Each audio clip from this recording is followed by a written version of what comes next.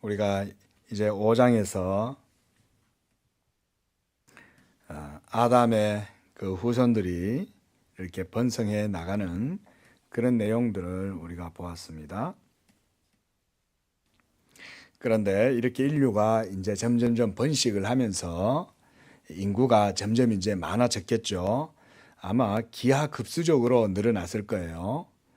그리고 또 그 당시 지구의 그 어떤 생존 환경 컨디션이 얼마나 좋았겠습니까? 그러니까 땅이 여전히 아직은 이제 그 노아 홍수 이전 시대였으니까 하나님께서 창조하신 그 처음의 지구의 형태를 그대로 또 가지고 있었고, 이러다 보니까 지구의 그 모든 생물들의 그 이제 생존 환경이 굉장히 좋은 거예요. 그러면 또 사람들도 또 얼마나 오래 살았어요, 그렇죠? 보면은 우리가 5장에서 봤듯이 뭐 다 900년 이상씩 살고 이런 그런 가운데에도 우리가 거기에서 뭘 주목해서 봤습니까? 하나님은 인류가 번성하고 역사가 계속해서 이렇게 퍼져나가도 하나님은 하나님의 일을 하고 계셨다는 거죠. 그러면서 사람들이 자꾸 하나님을 떠나고 도시를 건설하고 자기들 마음대로 인생을 살아가더라도 하나님께서 그 가운데 하나님의 경건한 사람들을 불러 세우시고 그들로 하여금 믿음이 보존되게 하셨다. 이제 창세기를 통해서요, 이런 걸 봐야 됩니다.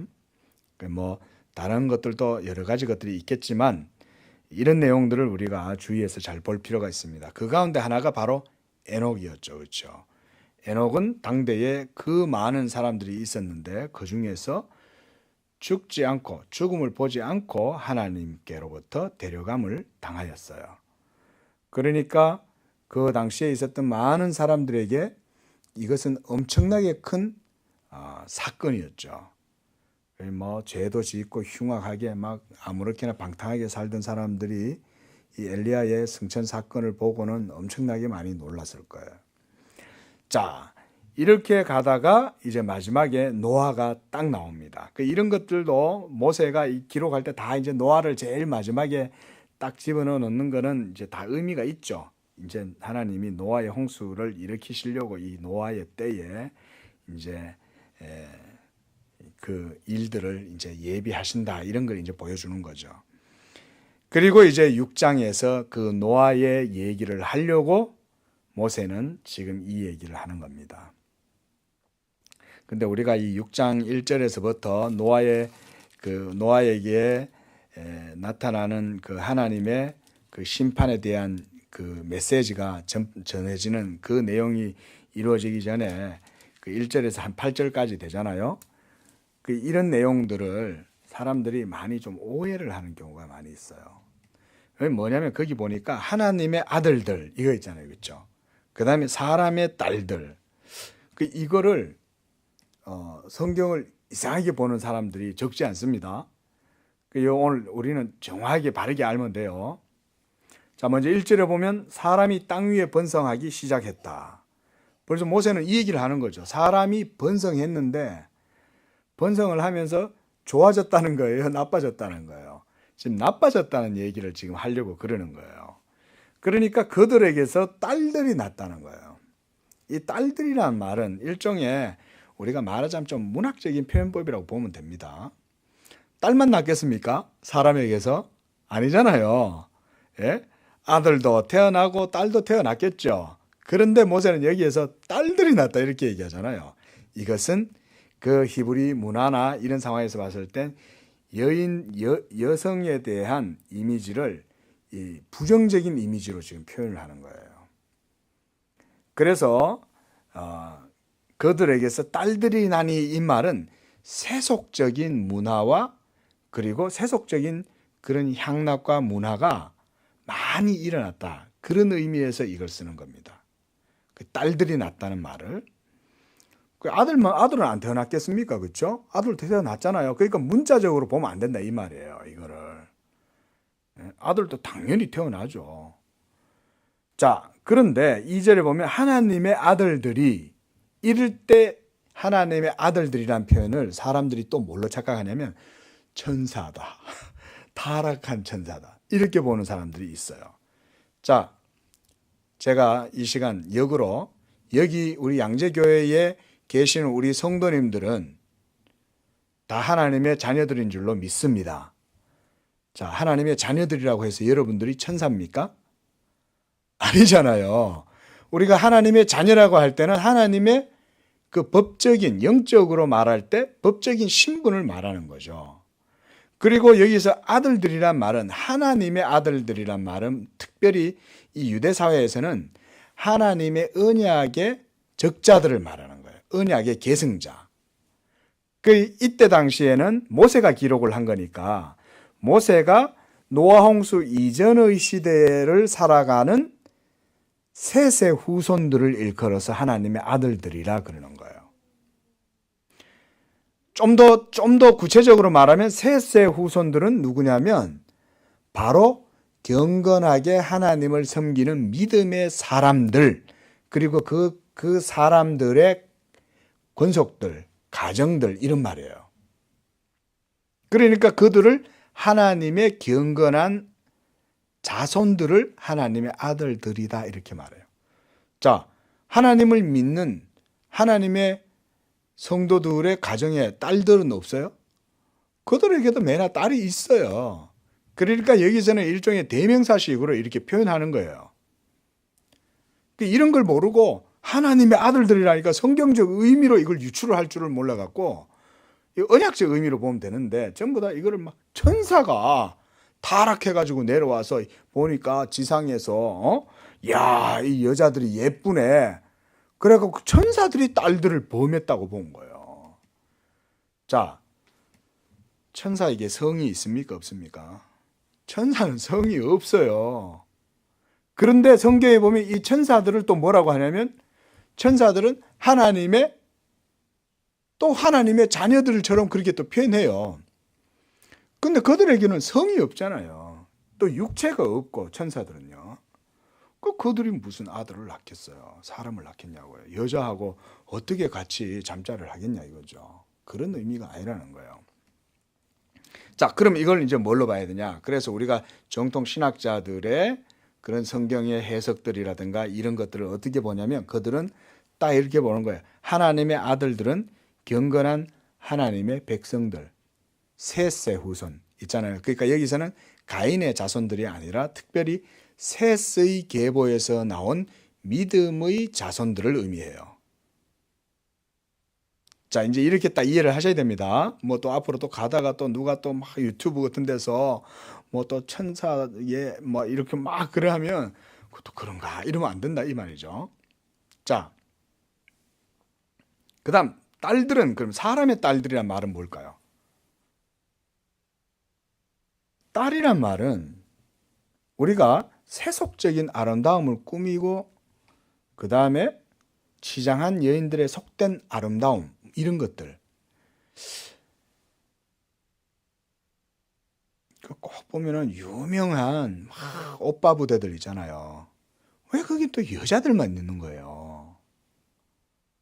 그렇죠? 그 타락한 문화 속에 보면은 이상하게 여자들은 또 그런 거에 굉장히 또 잘 쓸려 나가는 거예요. 물론 모든 여자분들이 다 그러신 건 아니에요.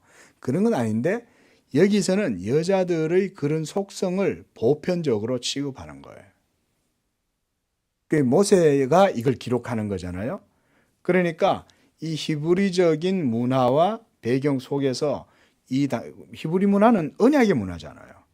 그러니까 그런 언약은 또 아들들에게 이 언약의 장자권이 주어지고 그 장자가 계속 언약을 계승하고 이런 상황에서 이제 이걸 기록하는 거죠. 그러니까 이제 하나님의 아들들과 사람의 딸들이란 말은 여기서 특별히 또 사람의 딸이다 그러면 이제 그 가인 있잖아요. 가인도 성을 짓잖아요. 여호와를 떠나서 성을 따로 지어가지고 거기서 자기가 족장이 되고 그 가인의 후손들 중에 또 유명한 또 폭군이 나오잖아요. 라멕. 우리가 저 4장에서 라멕 봤잖아요. 라멕. 아다와 실라여 봐봐 이러면서 자기 자기 이제 식솔들한테 가가지고 막 자기 포악한 거 자랑하는 거죠. 여보 봐봐 나 이런 짓 했어 이러고 와갖고는 그 아다와 실라한테 그렇게 막 소리 지르고 막 이런 걸 봤습니다. 그러니까 가인의 자손들도 번성한 거예요. 그러니까 도시라 그러니까 우리가 한양 도성에만 머물러 있지는 않았겠죠. 그렇죠? 그뭐 산랑도 하러 다니고 그다음 정복도 하러 다닐 거 아니에요. 주변에 어디 저쪽에 예전에 있었던 무슨 이시 집안이 저쪽 어디 말이야 여주 쪽에서 모여가지고 군락을 이루고 산다더라. 이래가지고는 이 가인의 자손들이 막 말이나 이런 거 병기를 만들어 가지고 가가지고는 죽이고 빼앗아오고 이런 짓들을 했을 거 아니에요. 그러니까 그러면서 점점 셋의 후손들도 점차 이 타락한 문화 속에 젖어 들어가는 거예요. 그러니까 이때 이 6장 1절에서 사람들이 땅 위에 번성하기 시작할 때 모세가 이렇게 시작하는 거예요. 번성하면 번성할수록 이 점점 악으로 점점 치우치는 거예요. 그 경건한 하나님의 사람들, 하나님의 아들들, 셋의 후손들도 점차 이 가나안 그 가인의 자손들과 함께 통혼을 하고 섞이면서 온갖 악한 짓들을 같이 일삼기를 좋아하는 거예요. 그러면서 거기에서 하나님께서 그것들을 보고 3절에 이렇게 말해요. 나의 영이 영원히 사람과 함께 하지 아니하리니 이는 그들이 육신이 됨이라. 이 말도 이제 사람들이 많이 오해를 하는 거예요. 그들이 육신이 됨이라. 이러니까 이것도 천사가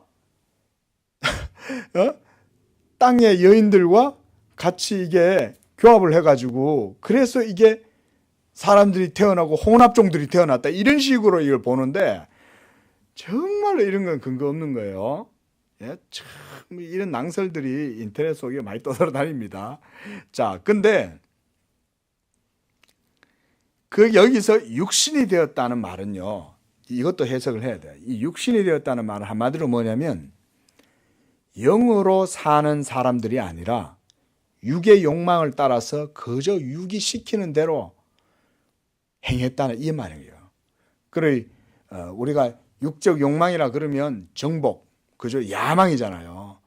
권세, 명예, 부 이런 것들을 쫓아가지고 온갖 악을 다 일삼잖아요. 남을 죽이고 빼앗고 온갖 금모술수를 다 부리고 이러면서 그 악이 치달았는데 어느 정도로까지 치달았냐면 하나님께서 한탄할 정도로 치달은 거예요.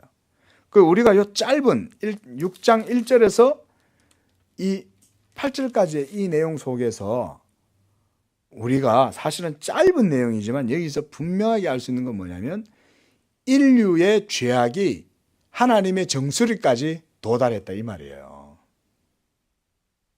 하나님께서 그러니까 참다 이제 못해가지고 딱 나의 영이 영원히 사람과 함께 하지 않을 것이다. 여기서 영이라는 얘기를 한번 생각해 보세요. 우리가 오전에도 우리가 성령에 대해서 말씀을 들었잖아요. 자, 하나님의 성령이 함께 하는 사람들은 믿음의 사람들이잖아요.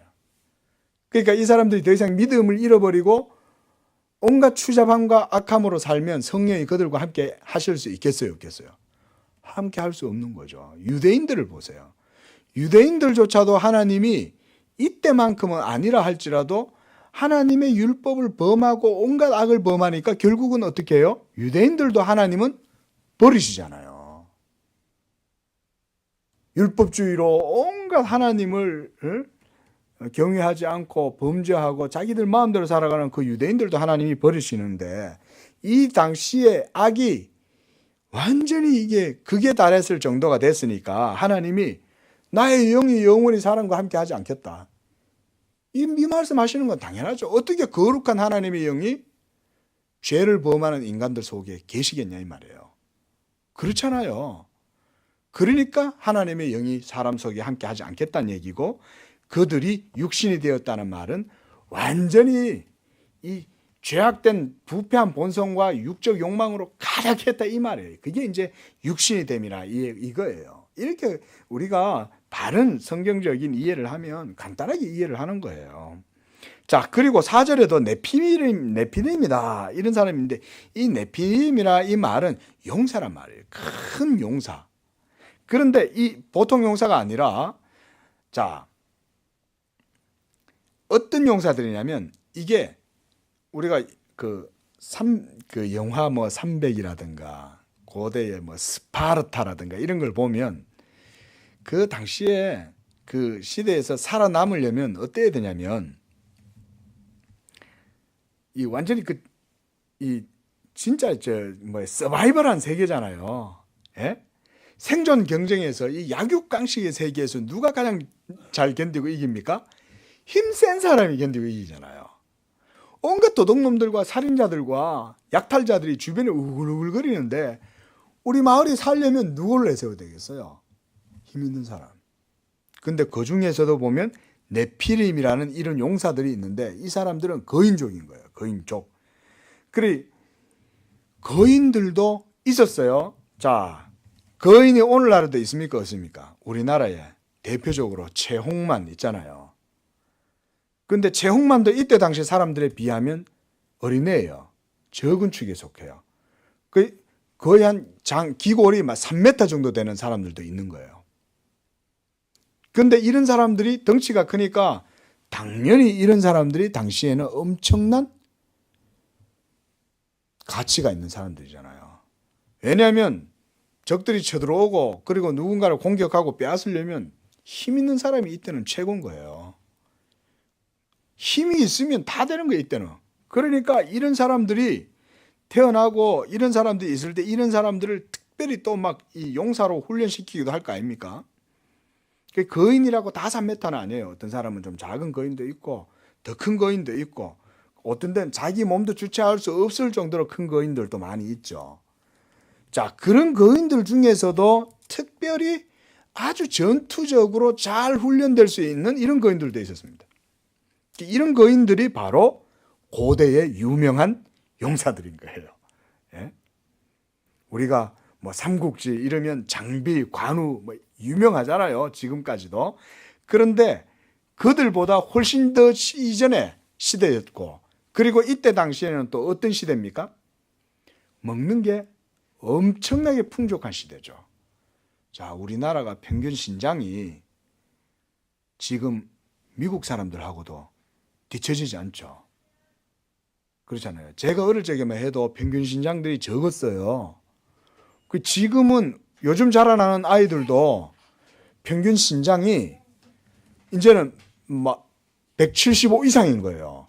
180 이런 게 이제는 평균으로 되고, 그만큼 먹고 살기가 요 정도만 좋아져도 사람들이 벌써 180은 기본으로 가죠. 그런데 제가 뭐 다른 나라를 뭐 이렇게 제가 뭐 무시하거나 이런 건 아닙니다. 여전히 좀 이 가난한 나라들은 그 GNP나 이런 소득이 낮은 나라들에서 사는 그런 국민들을 보면 사람들 최고가 쬐끄만하죠. 우리 저 북녘 땅에 있는 분들도 보면 작아요. 왜냐하면 못 먹으니까. 근데 당시에 얼마나 잘 먹어요. 안 그렇습니까? 예? 땅이 지금하고 다르잖아요. 비옥할 뿐만 아니라 환경 조건가 지구 환경 자체가 엄청나게 좋으니까 사람들이 먹는 것도 엄청 잘 먹어요. 그리고 오래 사니까 산삼이 어디 있는지 뭐 어떤 게 불로초가 될는지 잘 아는 거예요. 강황이 좋은지 산삼이 좋은지 인삼이 좋은지 딱 보면 알아요. 그러니까 요즘 사람들이 뭐 고대의 어떤 뭐 사람들보다 더 뛰어나다? 아니요.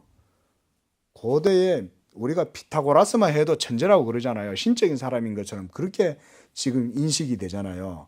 근데 피타고라스 이전에 그 고대의 사람들이었으니까 사람들이 얼마나 지혜로웠겠어요. 그러니까 농사를 지어도 아마 엄청나게 대단한 농사들도 지었을 거예요. 그리고 공룡도 있었을 거 아닙니까? 그러면 그런 공룡들을 이용해 가지고 밭을 개간할 때도 엄청 했을 거고, 뭐 그러니까 이게 짧은 이 8절까지의 내용이라도 우리가 이런 식으로 성경을 줄줄줄, 제가 그랬죠. 그래서 창세기는 사탕을 입에 넣어 가지고 오물오물 끓이면서 이렇게 녹여가지고 먹으면 그 속에서 계속 나온다고. 창세기는 그래 봐야 돼요. 왜냐하면 압축적으로 해놨기 때문에. 그러면 이런 고대 용사들이 얼마나 많았겠어요. 잘 먹고, 예? 그리고 막 사람들이 좋은 거 먹어가면서 좋은 환경 속에서 성장하니까 엄청나게 커지는 거예요. 지금 우리나라 이제 경제 개발되고 조금 이렇게 국민 소득 올라가고 잘 먹고 이러니까 그 이후에 386 세대 이후에 자란 사람들 보세요. 이제는 젊은이들이 지나가면 막 키가 막 이만한 거예요. 우리 조카애도 미국에서 미식 축구했어요. 그 동양애인데 미국 가가지고는 어릴 적부터 미국에서 사니까 미국에서 잘 먹으니까 애들이 동양 애들이 미국 애들보다 더 큰 거예요. 그 미식 축구에 가가지고 같이 하는 거예요. 애들이 얼마나 덩치가 큰지. 자, 이런 걸 봤을 때에 여기서 네피림이라고 하는 거는 너무 과도하게 막 어떤 천사들에 의해서 천사들과 사람 사이에서 태어나가지고 나온 그런 혼합종들에 의한 족속이 생겼다 이런 식으로 보는 것도 성경을 잘못 보는 거다 이겁니다. 그런 게 아니에요. 여기서는 고대의 용사고 명성 있는 자다 이 말은 영웅들 있잖아요. 우리가 스파르타 이러면은 그 영웅들 있지 않습니까? 그죠? 뭐 알렉산더다 이러면은 지금까지도 그 위용이 대단하잖아요. 뭐 징기스칸이다 뭐 이러면 알렉산더, 나폴레옹 뭐 그런 용사를 말하는 거예요. 자, 근데 중요한 건 뭐냐? 이제 5절 한번 보십시오. 자, 5절에 보니까 점점 사람의 죄악이 점차 세상에 가득하게 된 거예요. 그래서 그의 마음, 사람의 죄악이 세상에 가득함과 그의 마음으로 생각하는 모든 계획이 항상 악한 거예요. 사람이 잘생기고 똑똑하고 그리고 잘나고 능력이 있으면 하나님께 나아가면 좋은데 그게 아니라 자기가 잘난 거, 자기가 대단한 거, 자기가 갖고 있는 거 이런 것 가지고 전부 다 어떻게 해요? 다 하나님을 떠나고 하나님의 뜻에 반대되는 삶을 사는 거죠. 그러니까 하나님께서 이것을 보고는 마음에 한탄하시는 거예요. 여기서 마음에 한탄했다 이 말은 이거는 사람의 마음의 그 표현법을 이용해서 하나님의 마음을 이렇게 표현한 거예요. 자, 하나님은 후회하심이 있습니까? 없습니까? 하나님은 후회하심이 없어요. 그러나 사람의 그 죄악들을 보면서 하나님의 마음을 이렇게 표현하는 거예요, 모세가. 자, 그래서 그 마음에 하나님께서 근심하시고 어떻게 하냐면 더 이상 이들을 놔둬서는 안 되겠다. 자, 우리가 창세기에서 아까도 말씀드렸잖아요. 창세기를 통해서 우리가 항상 기억해야 되는 건 뭐냐면 그 속에서 하나님은 하나님의 일을 하신다는 거예요. 그게 바로 셋의 후손들이고 그 셋의 계보도 모두 다 사람의 딸들과 통혼하면서 믿음을 버리고 온갖 악에 사무쳐 가지고 이제는 더 이상 하나님의 믿음의 씨들을 찾아볼 수 없는 지경에 이르자 하나님께서 극약 처방을 하시는 거예요. 왜? 하나님 자신의 영광을 위해서, 하나님의 섭리와 뜻을 위해서 하나님께서 더 이상은 납둬서는 안 되겠다. 그게 이제 하나님이 참는데 한계가 온 거예요, 이제. 그래서 하나님께서 이제 모두 없애버리겠다고 하나님께서 생각하시는 거예요. 그러나 노아는 여호와께 은혜를 입었다. 여기서 노아가 받았다라고 하는 이 은혜, 노아가 입었다라고 하는 이 은혜에 우리가 딱 이렇게 집중을 해야 됩니다. 자, 은혜라는 말은 뭡니까? 노아가 잘했다는 거예요? 아니면 노아가 하나님의 은총을 입었다는 거예요? 은총을 입었다는 거죠. 네? 노아가 잘해서가 아니라 하나님의 은혜로 이 악한 세대 가운데에서 하나님께서 노아를 택하시고 노아에게 은혜를 주신 거예요. 가끔 가다 보면요, 이런 악한 세대 가운데에 기적적인 사람들이 있어요. 그들이 누구냐면 바로 하나님께서 빼내시고 택하신 사람들이에요. 그게 바로 이 악한 세대 가운데에서 부름받은 하나님의 사람들입니다. 우리가 나중에 천국에 딱 가면 놀라는 거 세 개 있다 그랬잖아요. 그렇죠? 세 가지. 에? 내가 천국에 왔다는 거. 에? 또 우리 목사님은 안 왔네. 에? 그리고 또 하나 누구예요? 저놈도 왔네. 자, 여러분, 구원은요, 하나님의 은혜입니다. 우리가 이 세대에서 사람들이 어떤 생각을 많이 경향이, 이런 생각의 경향이 있어요. 내가 예수를 믿어서 구원받는다, 이런 생각의 경향. 그게 아닙니다. 예수 믿는 거는요, 성경에 의하면 철저히 하나님의 은혜입니다.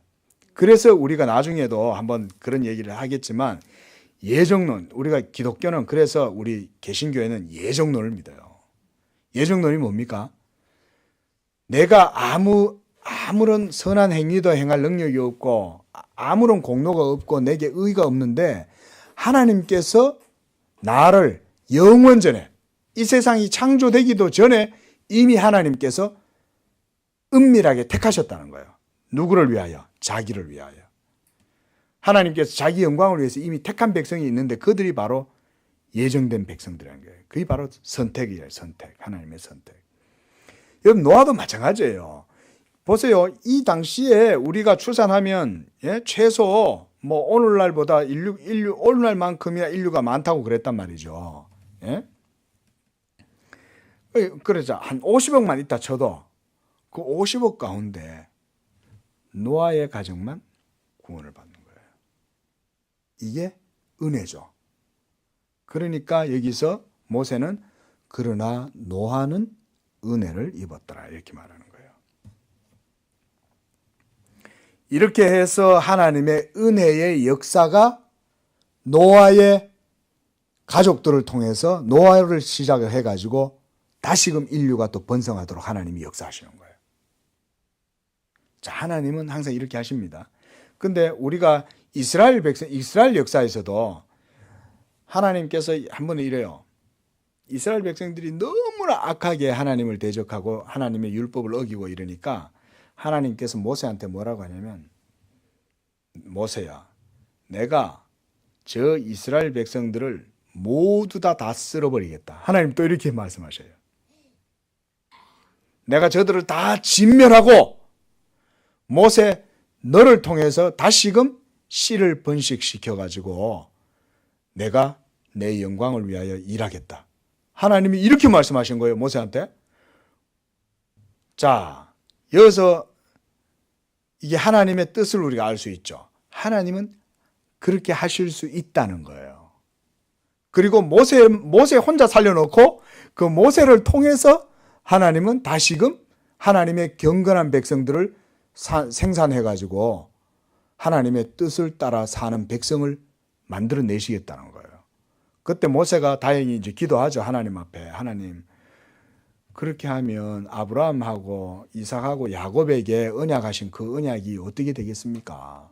하나님께서 그들에게 언약을 하셔서 이 백성을 지금까지 이렇게 다 전부 다 번식하게 하셨는데 그들을 또 하나님께서 다 진멸하시면 아브라함과 이삭과 야곱에게 하신 그 약속이 그러면 무산되지 않습니까? 이러니까 하나님께서 그래 이러면서 하나님께서 그걸 되돌리시죠. 자, 이처럼요, 하나님은요, 하나님의 뜻은 뭐냐면 항상 어느 시대고 간에 하나님의 경건한 백성들을 세우시고 이끌어 가시길 원하신다는 거예요. 우리 양재교회는 이 마지막 시대에 이런 교회가 될 수 있기를 바랍니다. 이와 같이 하나님께서 노아를 그런 가운데에 이제 세우신 거예요. 그게 바로 9절부터 22절까지의 내용이에요. 이게 9절부터 22절까지는 크게 우리가 어렵지 않아요. 그래서 바로 이런 하나님의 섭리와 뜻 가운데에 이제 노아가 은혜를 입고 이제 방주를 예비하기 시작하는 거예요. 그리고 거기에 보면 이 방주에도 이제 우리가 뭐 그 창조과학 하는 분들이 말씀하시는 걸 보면 방주는 요즘처럼 무슨 뭐 이 원양 어선이나 아니면은 뭐 이 저기 뭐야 함선들, 예? 전투 함선들처럼 막 이렇게 추진력을 가지고 가는 배가 아니라 그러잖아요. 그냥 둥둥둥둥 떠가지고 있는 배, 예? 이렇게 그런 배를 만들었다는 거예요. 그리고 그 안에 이제 보면 15절에 방주가 길이가 300규빗, 너비가 50규빗, 높이는 30규빗. 그리고 창을 내되 위에서부터 한 규빗에 이렇게 창들을 내고, 그리고 그 문은 옆으로 내고 상중하 3층. 이 구조가 지금 딱 나오죠. 예? 방주 안에는 3층이고 그 다음에 문이 옆으로 나고 그리고 창문은 위에 있는 거예요. 그래서 하나님께서 말씀합니다. 내가 홍수를 일으켜 생명의 기운이 있는 모든 육체를 천하에서 멸절하고 땅에 있는 것들이 다 죽으리라. 그러나 너와는 내가 내 언약을 세우리니 너는 네 아들들과 네 아내와 너의 며느리들과 함께 그 방주에 들어가라. 그러면서 19절에서 이제 21절까지 이제 준비할 것들에 대해서 얘기합니다. 암수 한 상씩 전부 다 들어가게 하고, 그리고 너와 함께 생명을 보존하게 하고, 이거 전부 다 이제 여기서 씨를 남겨두시는 거죠. 다시 이제 이때 방주로 들어갔던 얘네들을 통해서 지금 지구상에 있는 생물들이 다 번식한 거예요. 이런 것들을 이제 창조과학자들한테 우리가 좀 도움을 얻는 거는 좋습니다. 요즘 과학이 워낙 이제 발달을 하니까 뭐 유전학도 많이 발전을 하지, 물리도 많이 발전하고 이러니까 이제 여러 가지 것들이 많이 규명이 되죠. 자, 21절에도 보면 너는 먹을 모든 양식을 내게로 가져다가 저축하라. 이것이 너와 그들의 먹을 것이 되리라. 노아가 방주를 만들어 가지고는 그 안에 또 엄청난 비축 창고도 있을 거 아닙니까? 짐승들도 먹어야 되고 자기들도 먹어야 되니까 그 안에 많이 비축을 한 거예요. 이렇게 22절에 노아가 그와 같이 하여 하나님이 자기에게 명령하신 대로 다 준행하였더라.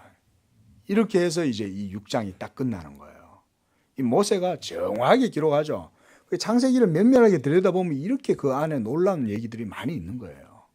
그래서 이렇게 딱 하고 그 다음에 이제 뭐가 일어나겠어요? 7장에는 이제 노아 홍수 사건이 이제 시작되는 거죠. 기도하겠습니다.